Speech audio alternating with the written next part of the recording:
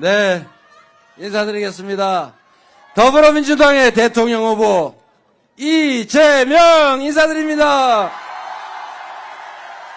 우리 군산 시민 여러분, 그리고 김제에서도 많이 오셨다면서요. 네, 환영합니다. 저희가 김제로 가는 일정을 아직까지 못 잡고 있나 봐요. 죄송합니다. 최선을 다해 보겠습니다. 근데 김제는 제가 당대표 할 때 여러 번 가가지고 간 걸로 쳐주세요. 네, 그래 주시겠죠? 네, 날씨는 우중중하지만 비가 안 와서 정말 다행입니다. 어제는 제가 전남의 저 이순신 로드를 따라서, 이순신 장군의 길을 따라서 유세를 다녔는데 비가 아주 장대비가 내려가지고 너무 고생했습니다. 근데 제가 정말 감동적이었던 것은 그 비에 우산도 제대로 못 쓰고, 우산 쓰면 옆 사람한테 겹치니까 그 장대비를 맞으시면서 기다리고 계셔서 정말 저 감동했습니다. 저 때문이었겠어요. 저보다는 이재명이라고 하는 이 도구 대리인을 통해서 뭔가 하고 싶은 절박함 무엇인가가 있는 거죠. 그 절박함, 절실함 때문에 제가 정말 눈물 나더라고요. 지금도 마찬가지입니다. 이 바쁜 와중에 이렇게 평일에 또 이렇게 많은 분들이 함께 해주셔서 여러분들이 뭘 원하는지, 어떤 세상을 바라는지 제가 조금은 압니다. 어쨌든 정말 견마지로라고 하기는 좀 그럴지 몰라도 제가 할 수 있는 최선을 다해서 여러분들이 희망을 가지고 살 수 있는 세상 꼭 만들어서 보답하겠습니다.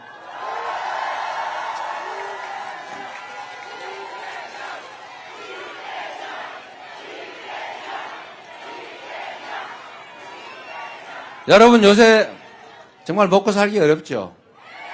경제가 너무 어렵고 정말 골목에 가게들도 다 문 닫고, 이게 지방만 그런 게 아니라 수도권도 그래요. 물론 수도권이 조금 물 깊이가 깊으니까 견딜만 하긴 하지만 지방보다 조금 낮긴 하지만 또 전국이 다 마찬가지입니다. 이게 전 세계적인 현상의 일부이기도 한데, 문제는 작년 12월 3일을 기점으로 모든 사람이 불안해지니까 움직이질 않아요. 경제라고 하는 게 너무 잘 알지만 순환 아닙니까? 순환. 제가 자주 말씀드리는데 사람들 경제, 그럼 뭐 엄청나게 복잡하고 대단한 거라서 특별한 사람만 안다고 생각하지만, 그냥 경제는 돈이 도는 걸 경제라고 그래요. 돈이 팽팽팽팽 돌면 돈 양이 적어도 경제가 활성화된 거죠. 돈이 많아도 딱 갇혀 있으면 경제가 죽은 거죠. 우리가 100억을 가지고 있었는데 그 100억이 누구 손에 딱 들어가서 꼼짝을 안 하면 경제가 활성화 안 된 거잖아요.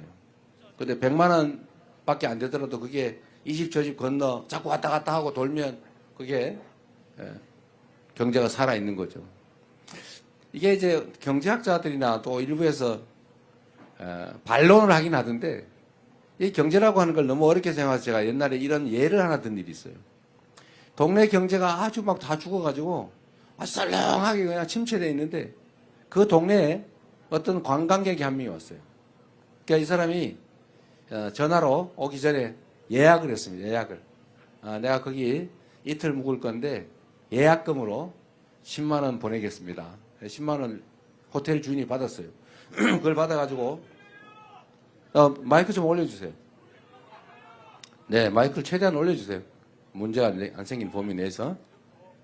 네, 잘 안 들릴 겁니다. 네. 잘 안 들릴 겁니다! 이러면 들릴 텐데. 목이 아파가지고. 자, 최대한 좀 올려주시고요. 이 돈을 10만 원을 이 호텔 주인한테 예약금으로 오전에 들어왔어요. 들어와서 이 호텔 주인이 오랜만에 돈이 10만 원 들어와서 외상값을 갚자. 그래가지고 동네 식품 가게 외상값을 10만 원을 얼른 갖다 갚았어요. 이 식품 가게 주인이 오랜만에 또 돈이 들어왔어요. 내가 평소에 못 먹던 통닭이나 한 번에 사 먹자 이래가지고 통닭을 다 사서 먹었어요. 그 통닭 가게 주인도 요즘에 10만 원이 오랜만에 들어왔어요. 그래서 옆집에 저번에 우리 그 신발 가게 외상했던 거 갖다 갚았어요. 신발 가게 주인도 10만 원 받아가지고 드디어 돈이 들어왔구나. 그래서 우리 배고픈데 빵이나 사 먹자. 이래 빵을 잔뜩 샀어요. 빵 가게 주인이 전에 호텔에 가서 외상으로 호텔값 못 줬던 거 10만 원 줬습니다. 그런데 좀 이따가 이 여행객이 우리 여행 일정이 바뀌었어요. 미안합니다. 그 돈 돌려주세요. 그래서 돈 받아 갔어요. 이 동네에 들어온 돈은 아무것도 없는데, 그런데 동네에 어쨌든 거래가 쫙 일어난 거죠. 이게 경제죠. 군산에 우리 지역 카페 많이 하시죠? 네, 지역 카페. 제가 지역 카페 여기서 하는 것도 배워서 제가 경기도 배달 특급이라고 그걸 만들어서 지역 카페, 공공 지역 카페죠. 배달 앱 이런 걸 만들어 봤습니다. 그런데 사람들이 자꾸 그런 얘기를 해요. 뭐 자꾸 퍼주기 하느냐? 왜 공공기관이 그런 걸 나서서 배달 앱 만들고 그러냐? 이렇게 얘기를 하죠. 그런데 예? 안 들려요? 많이 퍼달라고요? 그렇죠. 많이 퍼달라고 합니다. 네. 맞는 말이죠.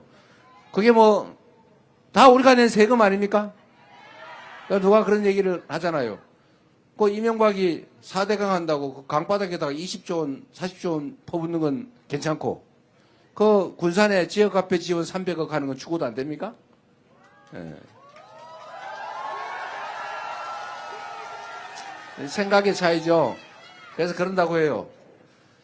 힘 있는 사람, 돈 많은 쪽에다가 돈을 마구다 갖다 쓰면 그건 투자라 그러고, 돈 없는 데다가 돈을 쓰면 낭비라 그런대요. 왜 그게 낭비입니까? 지금처럼 경제가 다 죽었잖아요. 동네에 가게 안 되지. 가게 장사가 안 되잖아요. 손님이. 그래서 이런 데는 정부가 역할을 해야죠.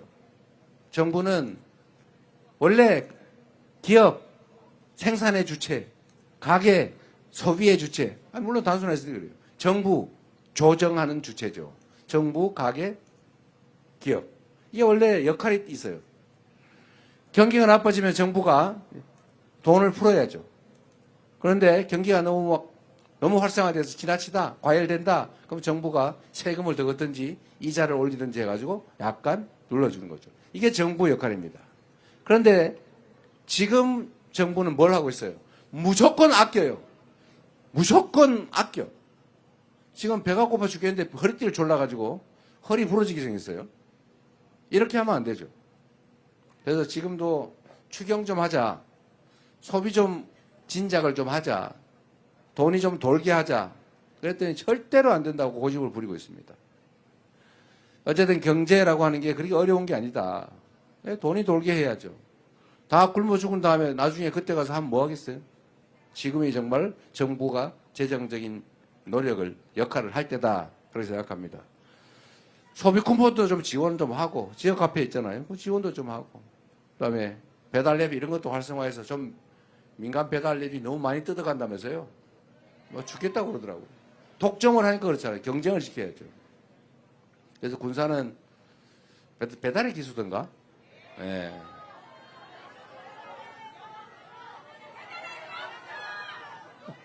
알았어요. 저도 기억을 100% 다 못하니까. 어쨌든 잘하고 있는 것 같습니다. 그래도 군산은 또 하나 어려운 게 있죠. 군산 조선소가 전에 문을 닫았다가 지금 재개를 한 것 같긴 한데 완전히 다 풀로 돌아가지 못하고 있는 것 같습니다. 이것도 여러분들 정부가 하기 따라 좀 다른 길이 있을 수 있어요. 제가 전에 조선소 문 닫았을 때도 한번 와서 그 말씀 한번 드렸는데 정부의 역할이 있다. 예를 들면 아주 조선 경기는 제가 말씀드렸지만 이렇게 기복이 심해요. 이렇게 사이클이 너무 큽니다. 잘 될 때 너무 잘 돼요. 수주를 해가지고 처리를 못할 정도가 됩니다. 지금은 이제 그 사이클로 가고 있어요. 근데 또 언제가 되면 또 이게 쭉 주저앉죠.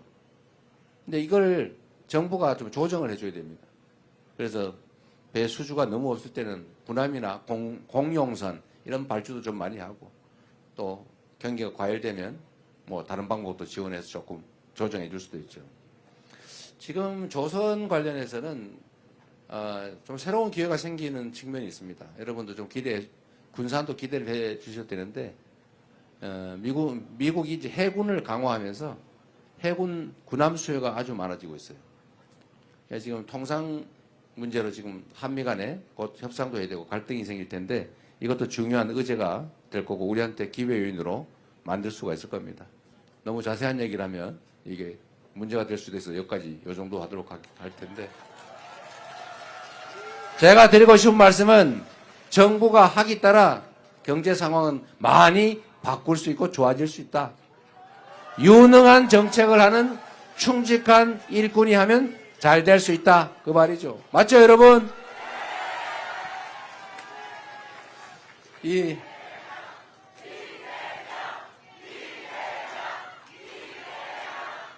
어렵긴 하지만 우리 국민들은 엄청난 저력을 가지고 있습니다. 정말 어떤 위기에서도 이 나라를 위기에서 구해온 게 바로 국민들, 백성들 아니었습니까? 군사 독재도 우리 국민들의 손으로 물리쳤고 많은 희생을 치르긴 했지만요. 그 다음에 박근혜 정권도 촛불을 들어서 끌어내렸고 작년 12월 3일 그 내란의 밤, 그 어두침침한 내란의 밤도 우리가 응원봉을 들어서 제압하고 진압하고 이겨나가고 있지 않습니까? 이 위대한 국민들이죠. 전 세계에 없는 무혈의 평화혁명을 8년 만에 10년도 안 돼서 2번씩이나 해내는 이런 위대한 국민이 어디 있습니까? 우리밖에 없어요. 그리고 이 해방된 식민지들 중에 이 근대화, 산업화, 그리고 민주화를 동시에 이뤄낸 나라는 딱 한 나라, 대한민국밖에 없다.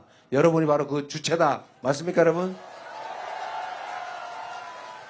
이 엄청난 저력을 제대로만 발동하면 지금의 이런 위기 가뿐하게 이겨내고 지금보다 아니 얼마 전에 대한민국 세계에서 각광받던 망가지기 전에 대한민국 그 대한민국보다 훨씬 더 나은 대한민국을 만들 수 있다.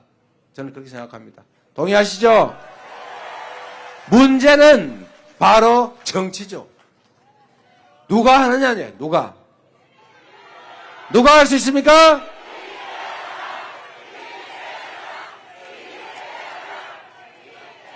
제가 자주 그 말씀을 드리는데 똑같은 상황에서도 그 책임자의 능력과 역할, 태도에 따라서 전혀 다른 결과가 납니다.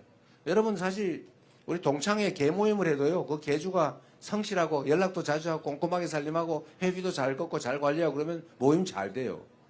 근데 이 개주 동창회장이 엉망으로 전화도 안 하고 막 회원하고 싸우고 막 편가르고 이렇게 하면 그 모임이 되겠어요? 망하는 건 순식간이죠. 나라도 마찬가지입니다. 우리 아주 가깝게 조선 그 선조라는 그 못되고 무능하고 무책임한 왕이 있을 때 전쟁이 벌어져가지고 백성이 수백만이 죽어갔잖아요. 그런데 그 똑같은 조선에서 우리 정조, 이 정조는 완벽하게 정말 부흥하는 조선을 만들었습니다. 이 한 사람 때문이죠. 이 한 사람으로 인해서 그렇게 많은 변화가 있다. 제가 남부 이순신 로드 벨트를 따라서 제가 그 말씀을 많이 드렸는데 똑같은 조선 수군을 가지고 아니 훨씬 더 숫자도 적고 많이 망가진 전함들 12척 가지고 이순신은 23연승을 했잖아요. 조선을 구했지 않습니까? 근데 원균 뭐 했어요? 술 먹고 맨날 놀다가 누구처럼? 아, 그 사람이에요? 아, 뭐, 나 몰라. 예.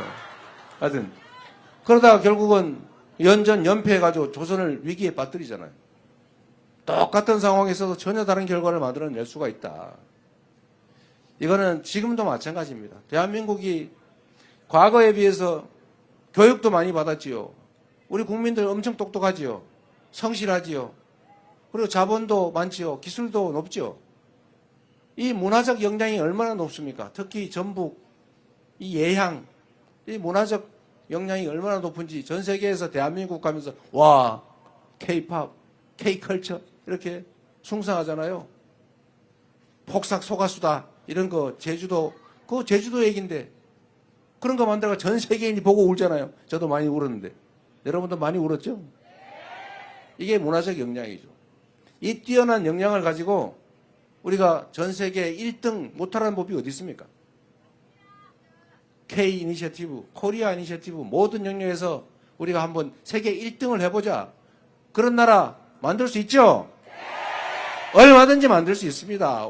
정치만 똑바로 잘 되면.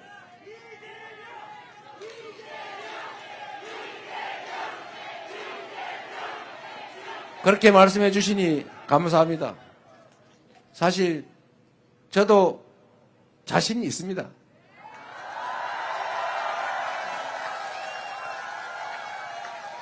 제가 오늘은 약간 여유가 있을지 모르니까 이 말씀을 한번 드려볼게요.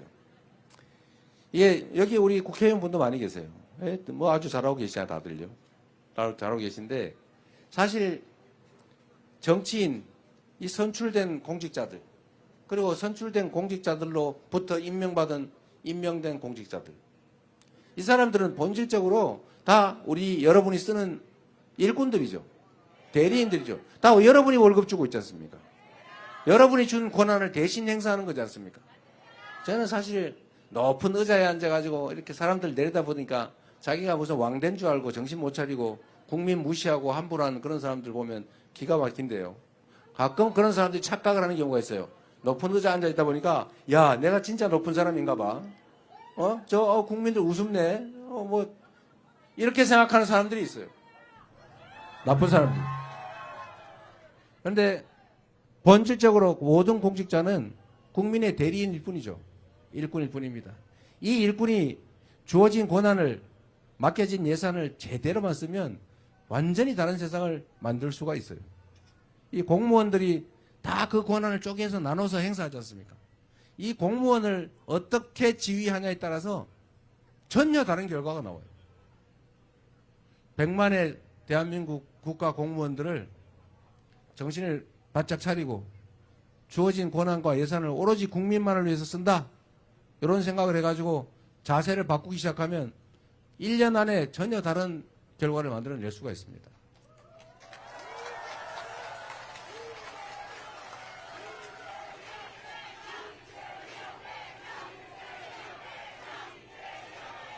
제가 성남시 똑같은 동네에서 거기는 바꾸는데 한 2년 6개월 걸렸어요. 너무 많이 좀 망가져 있더라고요. 2년 6개월 정도가 지나니까 공무원들이 정말로 오로지 시민들만 위해서 일하고 시민들한테 칭찬받는 걸 낙으로 하는 사람들로 변하더라고요. 그래서 성남시가 우리 군산 시민들도 부러워하는 이사 가고 싶은 동네 되지 않았습니까? 그래서 제가 이렇게 유명인사가 돼가지고 대통령 후보까지 나오게 된 거죠. 제가 직접 한 건 없어요. 다 공무원들 시켜서 그들이 한 거죠. 경기도도 제가 3년밖에 못 있었지만 그 3년의 짧은 시간 동안 경기도 공직자들이 전과 다르게 일해서 전혀 다른 경기도를 만들어냈지 않습니까? 그래서 여러분이 또 인정해 주셔가지고 너무 빨리 대통령 후보로 끌어내는 바람에 3년밖에 못해서 큰 성과는 못 냈던 것 같아요. 그래도 전국 1등 경기도를 만들지 않았습니까? 그리고 민주당도 말입니다. 민주당이 이 호남을 본거지로 하는 정당이잖아요. 민주당도 여러분 전에 보면 이게 국민들의 뜻이나 당원들의 뜻과 다르게 엉뚱한 짓도 꽤 많이 하고, 그리고 편 갈라가지고 맨날 싸우고 국민들한테 지탄받고 그러고 있다. 요즘은 어때요? 누구 뭐 일극체제니 뭐니 비난하지만 그러면 당이 편 갈라가지고 맨날 싸우고 있는 게 좋습니까? 부러워서 하는 소리죠? 네? 우리 총선에서도 압도적으로 이기고 국민들도 믿음직한 민주당으로 다시 거듭나지 않았습니까? 이 민주당 1호 공약이 뭐였죠? 민주당의 이재명의 민주당 1호 공약은 이기는 민주당, 유능한 민주당이었어요. 이기는 민주당, 유능한 민주당으로 바뀌지 않았습니까? 이제 6월 3일에 대한민국을 이재명에게 맡겨주시면 지금까지는 완전히 다른 새로운 대한민국을 만들어서 보답하겠습니다, 여러분.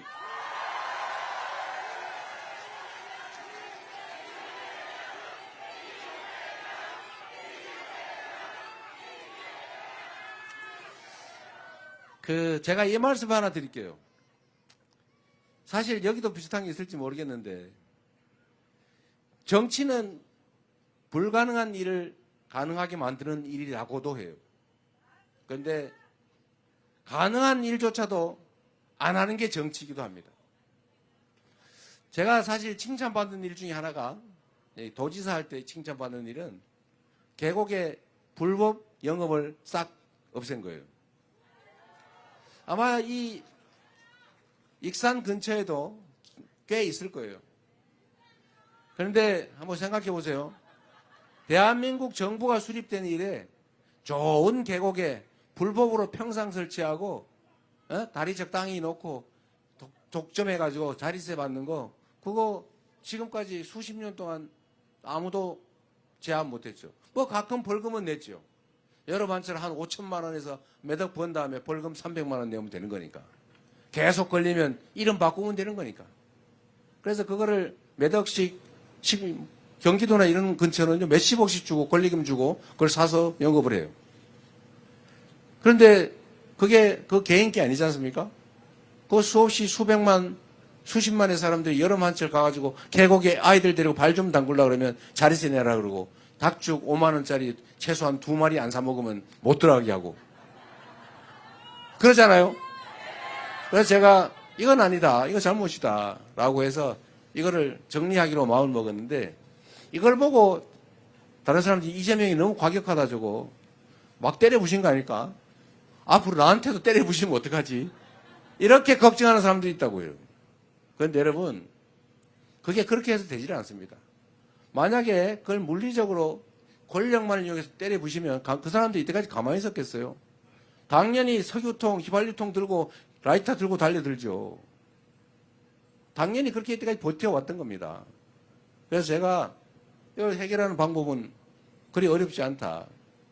제가 행정 업무를 하거나 아니면 앞으로 국정을 하더라도 똑같이 할 건데 설득하고 대안을 만들어주고 합리적으로 논쟁하고 그래도 끝까지 부당하게 버티면 권력으로 제압하는 거죠.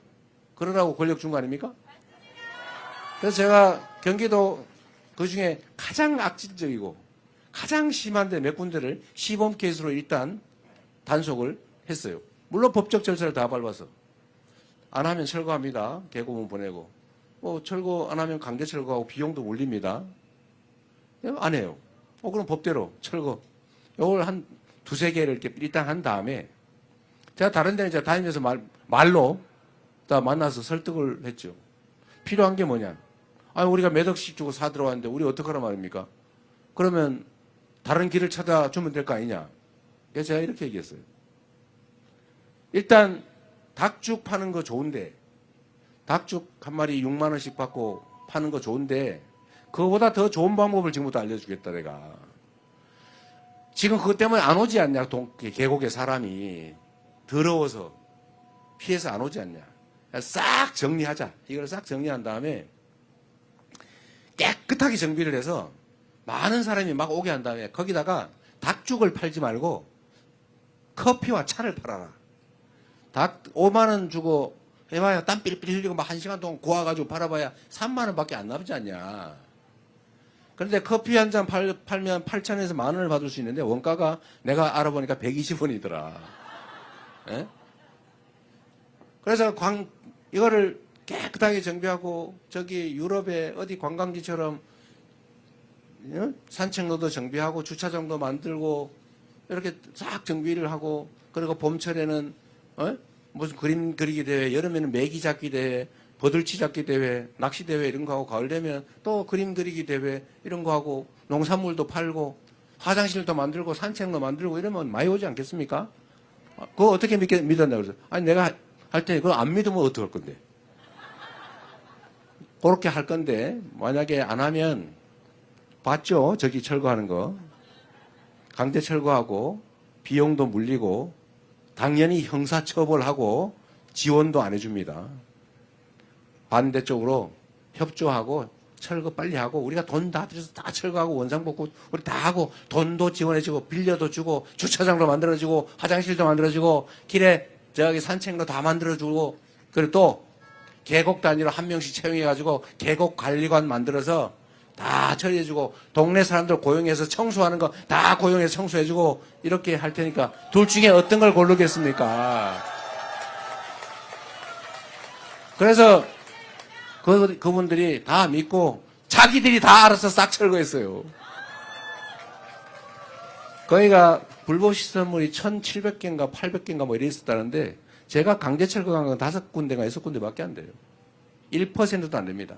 나머지는 다 주민들이 자발적으로 철거했어요. 그리고 저희가 각 시군에다 지원금 줘가지고 파라솔, 벤치 이런 거 다 만들어주고 길 다 닦아주고 주차장 만들고 공용 화장실 다시 하고 그 건물 커피를 팔려면 그 우중중한 닭죽집이 아니고 깔끔한 카페가 돼야 될 거 아닙니까? 돈 필요하잖아요. 다 빌려줬어요, 제가.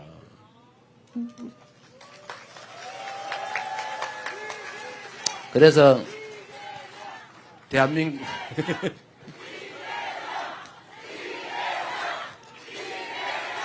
자랑하는 효과가 있네요. 그래서 일부에서는 저보고 그걸 무력으로 막 무지막지하게 철거해가지고 겁을 줬다고 생각하는데 그거 아닙니다. 제가 그때 그해 2018, 9년이죠. 2019년 가을쯤 제가 2심에서 선거법 위반으로 벌금 300만 원을 유죄로 받는 바람에 이제 날아가게 생겼어요. 그 대법원에 제가 상고를 해놨었는데 그때 그 백운계곡 상인들이 어느 날 현수막을 붙였더라고요. 우리 도지사 돌려도. 우리가 시킨 거 아니었어요. 그 백운계곡이 경기도에 제일 유명한 데 있거든요. 악명 높은 계곡. 지금은 가장 많은 사람이 와서 커피도 팔고 봄, 여름, 가을, 겨울 가릴 것 없이 관광객이 많이 찾아서 커피 마시고 그림도 그리고 사생대회도 하고 동네 청소도 동네 노인들이 일자리 사고로 하고 이런 동네로 바뀌었습니다. 여하튼 행정은 그런 거죠. 길을 만들어 줘야 되지 않습니까? 온 동네에 가면 그런 게 있어요. 특별한 희생을 치르면 특별한 보상을 해주자. 그게 제가 가지고 있는 신념입니다. 특별한 희생을 치르는 지역, 예를 들면 전방, 그거 뭔 죄를 지었다고요?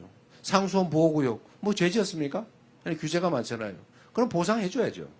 많은 사람들이 혜택을 받으면 그 혜택 중에 일부를 떼어서 그 많은 다수의 최대 행복을 위해서 희생한, 손해본 그들에게 당연히 보상해줘야 되는 것 아닙니까? 근데 옛날에는 그거 잘 안 해줬어요. 집단 이기주의라고 매도하고. 그렇게 하면 안 되죠. 우리 함께 사는 공동체니까 존중하고 인정하고 타당한 결론을 내고 대신 부당한 고집을 끝까지 부리면 어떻게 해요? 그런 때 쓰라고 권력을 맡겨준 것이죠.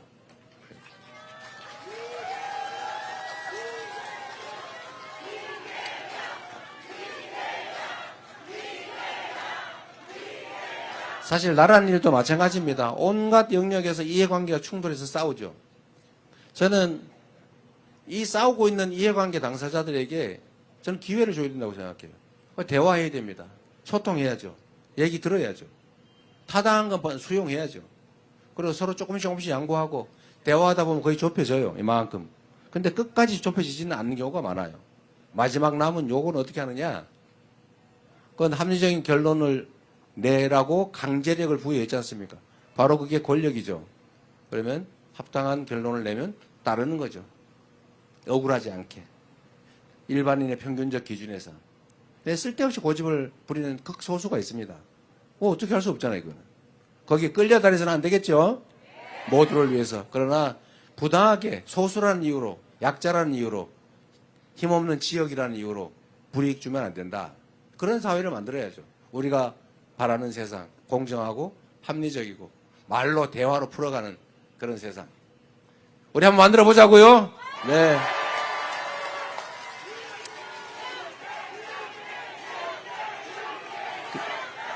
그래서 여러분께도 약간 희망 섞인 말씀을 하나 드리고 싶습니다. 대한민국이 지방 수도권 이 차등이 너무 심하죠.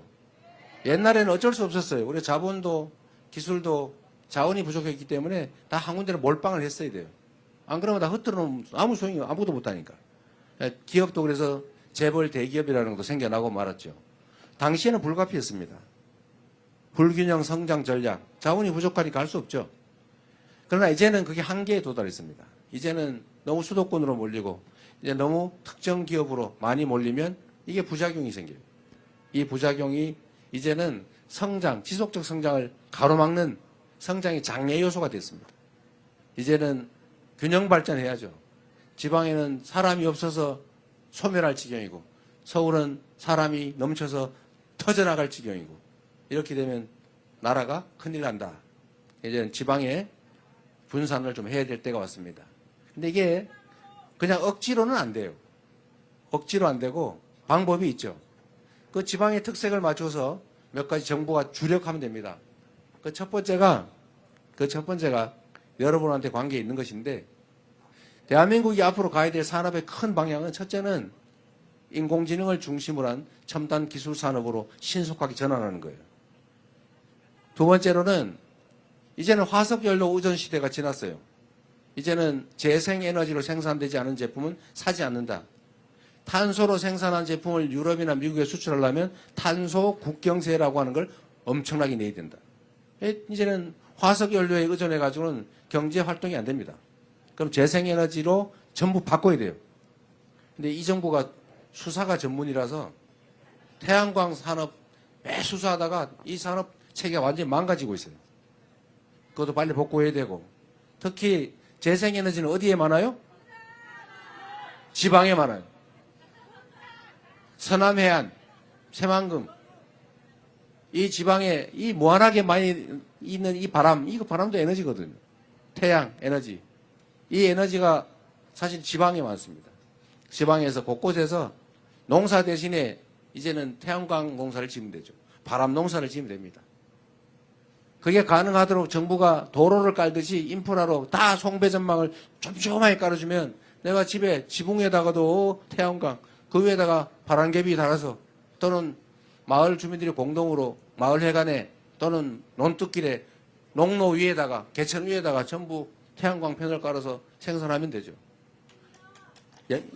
여주 구양리라는 마을을 제가 이번 선거운동 내려오면서 그걸 들렀다 왔는데, 거기는 마을에 조그마하게 한 2천 몇백 평 되는 데다가 마을 해관, 밭 이런 데다가 태양광 패널을 설치해서 한 달에 1,000만 원씩 남아요.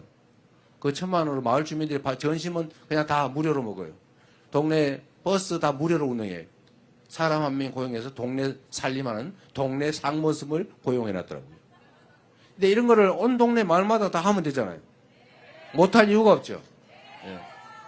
그래서 태양농사, 바람농사를 짓자. 그리고 요거는 그냥 자급자족하는 정도이고, 그 이상으로 지금 대한민국은 에너지를 전부 재생에너지로 바꿔야 되는데, 지금 대한민국이 재생에너지 비율이 10%가 안 돼요. 9점 몇 프로밖에 안 됩니다. 삼성전자 한 군데가 쓰기도 부족하다고 해요. 재생에너지가 없어가지고 지금 공장을 해외로 다 넘기고 있어요.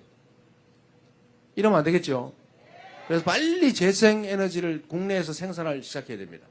그래서 정부가 각 인프라를 구축해주고 지방에 재생에너지를 대대적으로 생산하게 하고 그걸로 먹고 살고, 대신에 기업들을, 이게 여기 중요한데, 여러분 익산에서 배추 농사를 지어가지고 서울에다가 갖다 팔면 어디가 비싸요? 서울이 비싸죠. 왜? 그건 너무 당연한 겁니다. 수송비가 드니까. 그런데 전기는 저 영광에서 생산하는데 서울하고 영광하고 전기요금 금액이 같아요, 달라요? 이상하지 않아요? 이제 앞으로 바꿔야 됩니다. 바꿔서 지방에서 전기를 생산하면 지방에는 싸게 수송비, 전력 송전비 다 붙여서 소비지는 더 많이 내야 될 거예요. 그러면 기업들은 전력이 싼 곳으로 갈 수밖에 없어요. 거기다가 세금도 좀 많이 깎아줘야 되겠죠. 왜냐하면 서울이 아파트 한 평에 3억이에요, 3억. 거기서는 이제는 정상적인 사업이 불가능합니다. 이제 지방으로 가면, 또는 지방에서 사업을 하면 법인세 이런 거 많이 깎아줘야죠. 아니면 좀 면제를 해주든지. 그리고 규제도 많이 풀어주고. 그리고 여기 학생들도 없고 그렇다고 하니까 우리가 그 얘기 하지 않습니까? 서울대 10개 만들기. 지방의 대학도 서울대 수준의 지원을 해서 훌륭한 인재를 양성할 수 있게 해주자. 이런 걸 종합적으로 해야죠.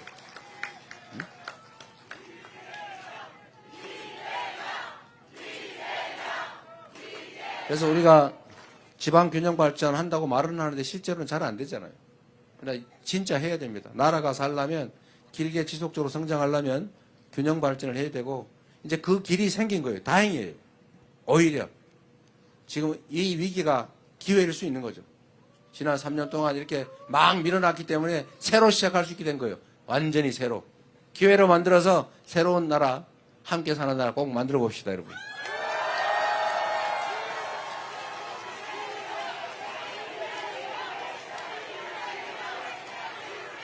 저희가 며칠 전에 이제 교육 관련 공약을 발표했는데 그 중에 서울대 10개 만들기라고 하는 게 있어요. 그것도 사실은 이런 지방 균형 발전 때문입니다. 기업들이 지방으로 가고 싶은데 땅값 싸고 좋잖아요. 문제는 사람이 없다고 해요. 인재가 없다. 그러니까 그 지역에 왜 인재가 없냐? 일단 청년들 입장에서 보면 연애 데이트가 쉽지가 않아요. 즉 정주 생활 환경이 너무 안 좋습니다. 영화관도 없어요. 문화활동이 안 돼요. 교육받기도 쉽지 않아요. 일자리가 없어요. 일자리가 없는 게 먼저냐? 청년이 떠난 게 먼저냐? 모르죠. 닭이 먼저인지 알이 먼저인지. 그래서 이걸 동시에 해결해야 된다. 서울대는 우리 정동영 의장님 어디 가셨나? 서울대 나오셨죠? 네. 서울대는 정부에서 예산을 1인당 학생 예산이 5천만 원이 넘어요. 한 6천만 원 가까이 된다더라고요. 그런데 전북대는 얼마인지 아세요? 얼마예요? 2천만 원, 2천만 원. 2,100만 원, 2천만 원 뭐 그래요. 저는 이런 게 이해가 안 됩니다. 이 근본적인 사고를 바꿔야 되는데 나라 살림을 하면 어려운데 더 지원하고 있는 데는 좀 양보하고 그래야 되는 거 아닙니까? 물론 아까도 얘기했죠. 불균형 성장 전략을 취할 수밖에 없을 때 자식이 5명인데 이게 한 명이 먹고 살기도 어려워요. 그러면 장남 이놈이라도 어떻게 키워가지고 이놈이라도 키워서 공부시켜가지고 집안을 좀 일으키자. 그래서 장남한테 집중 투자하는 때가 있었어요. 그런데 지금은 그런 정도는 아니란 말이에요. 그러면 똑같이 내줘야죠. 장남 안 그래도 먹고 살만한데 그거 막 직장 얻어가지고 잘 살고 있는데 거기다가 왜 전 재산을 물려주냐고요. 에? 그 장남 때문에 고생한 막내, 둘째, 셋째 여기 그래가지고 힘들게 겨우 입에 풀칠하고 사는데 거기다 재산 더 물려줘야 되는 거 아닙니까? 그런데 지금 반대에 반대. 지방 국립대는 왜 그렇게 학대하는 거예요 도대체? 거기다 더 지원해줘야 되는 거 아닙니까? 그럴 수 있는 상황이 됐죠. 그래서 서울대 거를 뺏어가 주자 그러면 또 싸움 나니까 예, 거기 놔두고 그냥 그대로 하고 지방에 대한 지원을 늘려야 되는데 물론 재정에 문제가 좀 있긴 해서 엄청나게 제가 생각해도 확 늘리고 싶은데 그러나 어쨌든 연간 약 1,000억 단위 정도는 지원을 줄 수 있지 않을까. 계속 늘려야죠. 예. 그래서 여러분 학교도 연구도 연구 역량도 늘리고 또 기업들도 지방으로 올 수 있게 하고 전기요금도 이제는 앞으로 올려야 되거든요. 지금도 전기요금 비싸겠다고 느끼시지만 어쩔 수 없어요. 예, 지금 이런 식으로 버틸 수 없습니다. 예. 올릴 때 지방은 좀 덜 올리든지 아니면 그냥 유지를 하든지 해서 예, 에너지 요금의 차이를 규제의 차이를 세금의 차이를 만들면 희망이 생길 거다 지방도. 그리고 전북에 관계된 이야기. 재생에너지 산업도 중요한데 전북은 특장점이 하나 있는 것 같아요. 소위 식품 클러스터. 전에는 아유 뭐 그게 무슨 사업이 되겠어. 사양산업 아니야 이렇게 생각했는데 여러분 제가 예를 하나 드려드릴게요. 이 한류라고 하는 게 이 문화라고 하는 게 정말 엄청난 영향력을 가진 겁니다. 한국 노래를 흥얼거리다가 한국어를 배우기 시작했고 그러니까 한국어 학원들이 생기기 시작했고 한국 음식을 먹기 시작하고 그러다 보니까 김밥을 먹어보니까 맛있어요. 그러니까 지금 김밥이 해외에서 불티나게 팔리는데 김을 원래 우리나라 말고 별로 안 먹었는데 지금 미국, 유럽이 김을 먹기 시작해가지고 김 생산이 부족할 지경이 됐다고 합니다. 김밥. 요새 김밥을 수출하잖아요. 전주 비빔밥. 요새는 보관이 되잖아요. 이게 한국, K푸드, 한국 음식이 지금 전 세계가 이제 이 경제 수준이 올라가가지고 이제 건강 관리를 하기 시작했는데 건강 음식으로는 최고예요. 이런 좋은 음식이 없습니다. 이거 수출하면 되잖아요. 전주 비빔밥, K푸드. 그런데 이 전북이 국가 식품 클러스터, 식품 특화 지역으로 지정되어 있지 않습니까? 실제로 농공단지들이 잘 발달해 있어요. 농업이 잘 발달해 있고 또 실제로 많이 경쟁력이 있습니다. 그래서 앞으로 아까 말씀드렸는데 대한민국의 산업은 1. 인공지능을 비롯한 첨단 기술산업, 2. 재생에너지 산업, 3. 문화산업. 문화산업의 핵심 중에 하나 K푸드. 여기에 전북이 장점을 가지고 있다. 익산이 장점을 가지고 있다. 여기에 집중 지원을 해서 여러분에게도 희망을 만들어 드리도록 하겠습니다. 네. 비도 오니까 빨리 끝내야 되겠죠, 이제. 자, 여러분, 제가 이런저런 자잘해 보이는 얘기를 했지만 다 먹고 사는 얘기 중요한 얘기 아닙니까? 그래서 전북도 소외감이 많은 거 제가 압니다. 지방이라 소외되고 호남이라 소외되고 호남 중에서도 전북이라 소외됐다. 이 삼중 소외감을 느끼고 계신 거 잘 압니다. 그 억울한 생각 앞으로 더 나지 않도록 우리도 충분히 대우받고 있다라는 생각 들도록 정부가 책임지도록 하겠습니다.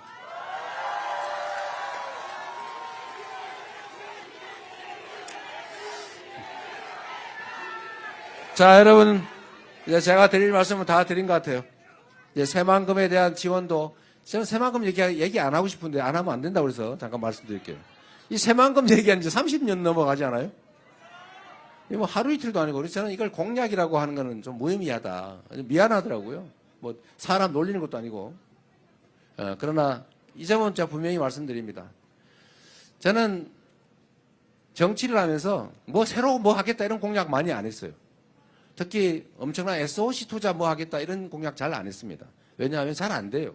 돈은 많이 들고. 그래서 있는 거라도 빨리 끝내자. 새만금 문제는 다른 것보다도 정리를 빨리 해야 될 것 같아요. 또 그 중에 하나 뭐 해수 유통도 빨리 결정해가지고 일부 조력 발전이라도 하든지 빨리 합리적으로 하고 그 기간에 이미 개발된 또 앞으로 개발하지 않을 수 없는 지역은 빨리 용도대로 기업들이 들어오든지 연구기관들이 들어오든지 또는 아까 말씀드린 대로 재생에너지 생산량을 늘려서 그걸 싸게 공급하든지 해서 빨리 완료하도록 하겠습니다, 여러분.